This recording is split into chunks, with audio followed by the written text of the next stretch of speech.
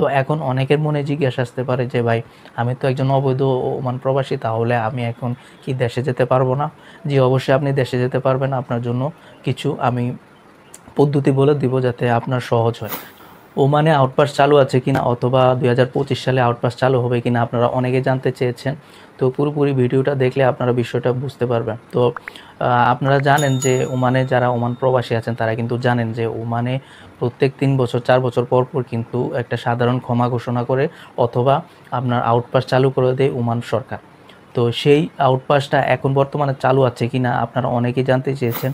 তো সেই আউটপাসটা কিন্তু এখন চালু নাই এবং 2025 সালের ভিতরে এই আউটপাসটা চালু হওয়ার সম্ভাবনাও নাই। এই কথাটা কেন বললাম, আপনারা অনেকের মনে কিন্তু এই জিজ্ঞাসাটা আসতে পারে যে 2025 সালেও কেন এই আউটপাসটা চালু হবে না?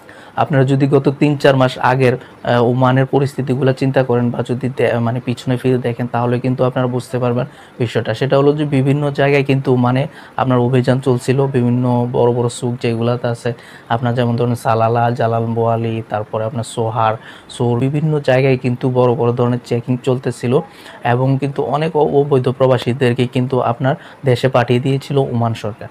তো সেই সুবাদে কিন্তু আপনারা ধরে নিতে পারেন যদি তারা এরকম চিন্তাভাবনায় থাকতো যে 2025 সালে তারা আউটপাস দিবে, সেই চিন্তাভাবনা থাকলে কিন্তু তারা এসব ধরনের অভিযান কিন্তু পরিচালনা করতো না। এবং আপনারা দেখেন বাংলাদেশিদের জন্য কিন্তু সর্বপ্রকার ভিসা তারা কিন্তু বন্ধ করে দিয়েছিল এবং এখনও পর্যন্ত এই ভিসা বন্ধ আছে, এখনও পর্যন্ত কিন্তু ভিসা খুলে নাই। তো দিন দিন কিন্তু ওমানের আইন কানুন কিন্তু আপনার অনেক শক্ত করে দিচ্ছে কিন্তু ওমান সরকার, যার কারণে আপনার ওমানের আউটপাসটা চালু হইতেছে না এবং এই 2025 সালেও আউটপাস চালু হওয়ার সম্ভাবনা নাই। তো এখন অনেকের মনে জিজ্ঞাসা আসতে পারে যে ভাই আমি তো একজন অবৈধ ওমান প্রবাসী, তাহলে আমি এখন কি দেশে যেতে পারবো না? জি অবশ্যই আপনি দেশে যেতে পারবেন। আপনার জন্য কিছু আমি পদ্ধতি বলে দিব যাতে আপনার সহজ হয়। সেটা হলো আপনাদের যাদের পতাকায় ব্লক আছে শুধুমাত্র তারা বাংলাদেশ এম্বাসির সাথে যোগাযোগ করে খুব কম সময়ের ভিতরে কিন্তু দেশে যেতে পারবেন।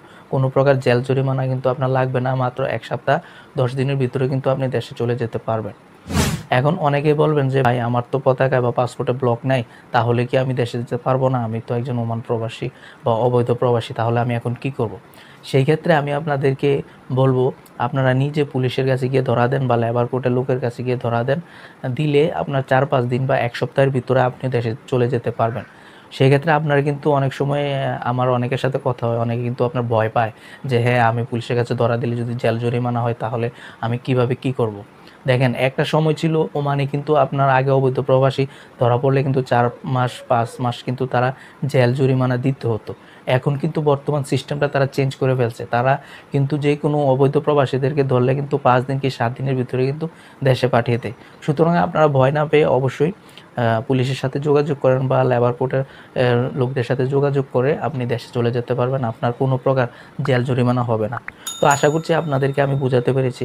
পুরো ভিডিওতে আমি আপনাদেরকে প্রকার বোঝানোর চেষ্টা করেছি। এরপরও আপনারা যদি আরও অনেক কিছু জানার থাকে তাহলে অবশ্যই আমাকে কমেন্ট করবেন এবং আমার এই চ্যানেলটিকে সাবস্ক্রাইব করে রাখবেন প্রতিনিয়ত আপডেট খবর পাওয়ার জন্য।